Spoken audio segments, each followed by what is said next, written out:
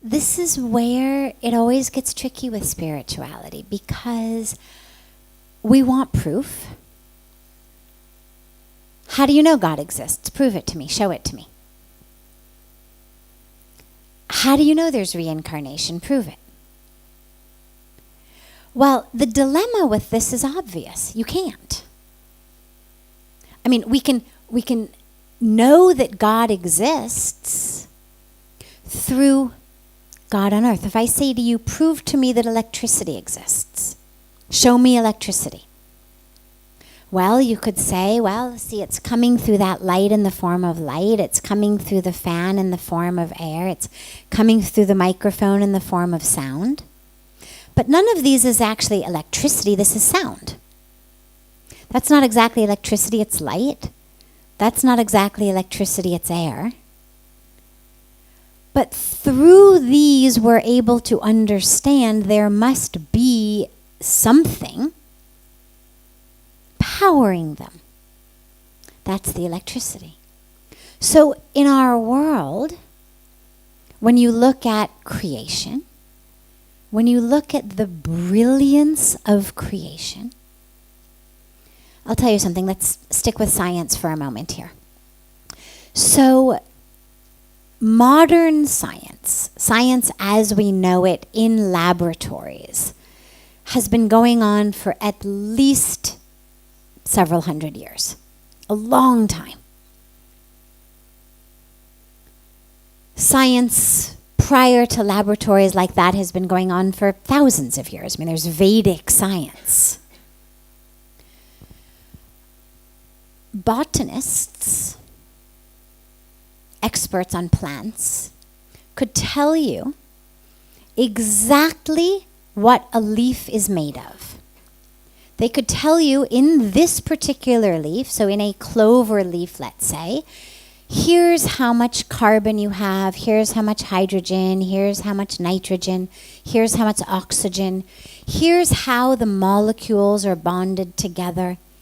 They could do demos for you with styrofoam and sticks and whatnot, this type of bond, that type of bond.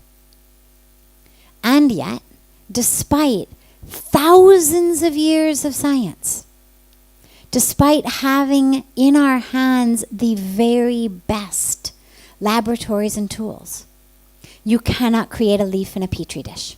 I know exactly what it's made of. I can do it with styrofoam and sticks. I can do it on paper. Give me all the materials I need. Give me all the carbon. Give me all the nitrogen. Give me all the hydrogen. I still cannot do it. Why? Because I cannot create life in a petri dish. After all these years of God knows how many billions of dollars in the best laboratories all over the world, they can't create a mosquito or a leaf. The very best that we've gotten to, the very best, is we can play with genetic information that already exists, and in some very advanced laboratories we can make Xerox copies of it. No one can actually create life in a petri dish. And so for me, that's the best explanation, the best proof that something other than science exists. There must be a knower.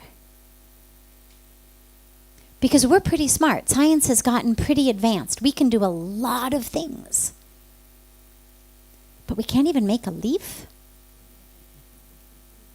Not even a mosquito? After all these years? We cannot breathe life into something. And so there is something, and it doesn't matter what name or what form, it doesn't matter how you conceive of God, but there is a capital P planner, shall we say. The one who knew that, when we do this big bang thing, I'm going to make sure that these things hit each other at exactly the right speed so that it creates this. Okay. Here's how we're going to go amoeba to, crocodile. Somebody who had a vision. Yeah, evolution happened, continues to happen.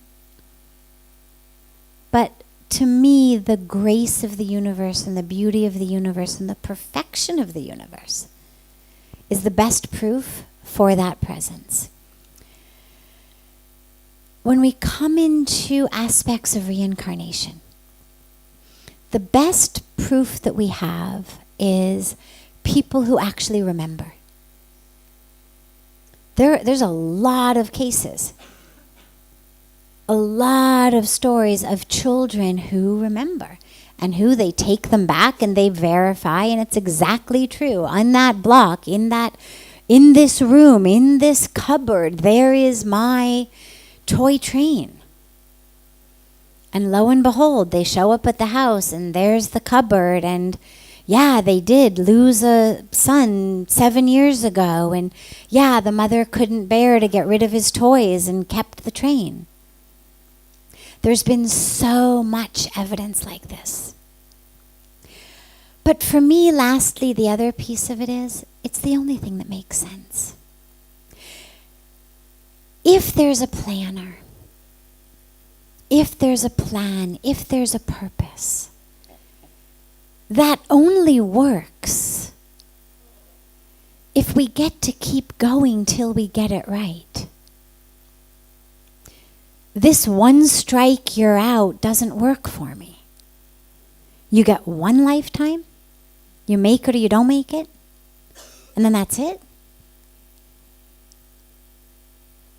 Really? I mean, in all the compassion and all the infinite wisdom and all the infinite planning and all the infinite possibilities, you get one chance and that's it. It doesn't fit with my concept of God. Sure, of course, we get to keep coming back. We get to keep trying again. We get to keep doing it till we get it right.